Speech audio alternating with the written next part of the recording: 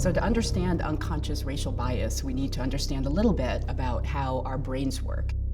Our brains learn through associations. They make quick, unconscious, and automatic associations in response to a stimulus. And the reasons our brains do this is because they're efficient information processors.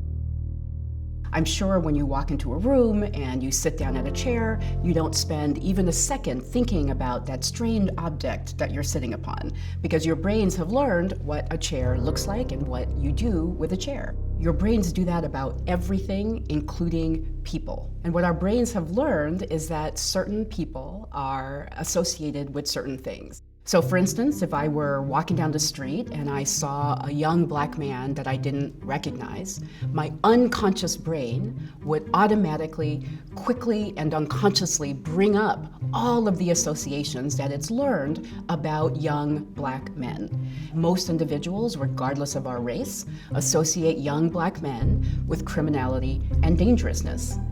And even if that unconscious association would conflict with my own conscious, egalitarian beliefs, it would still influence my behaviors, my judgments, my perceptions in ways that I would be completely unaware of and therefore unable to control. Although I myself am a woman, and I'm Korean, and I'm black, I had all of the unconscious biases that most people of all races have.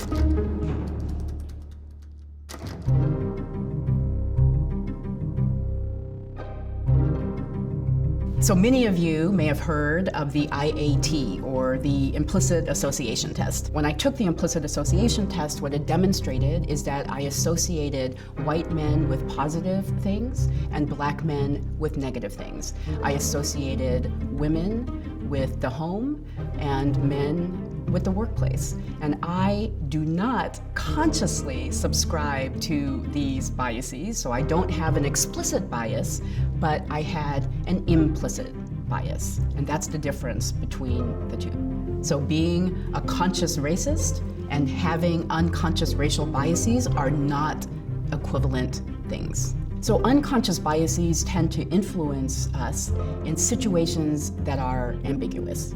And so when a situation is ambiguous, your brain will fill in the missing pieces, and often it will do this with the unconscious associations that it's learned. And as a result of that, you might treat two people engaged in identical behaviors differently. So these unconscious biases can influence every actor within the criminal justice system, regardless of whether you're a judge, a prosecutor, a public defender, a juror. Every actor within the criminal justice system will be influenced by these unconscious biases. So what can we do?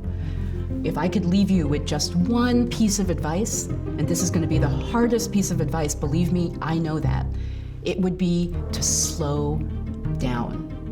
Because I know that all of us who act within the criminal justice system want a system that's fair and want a system that's just.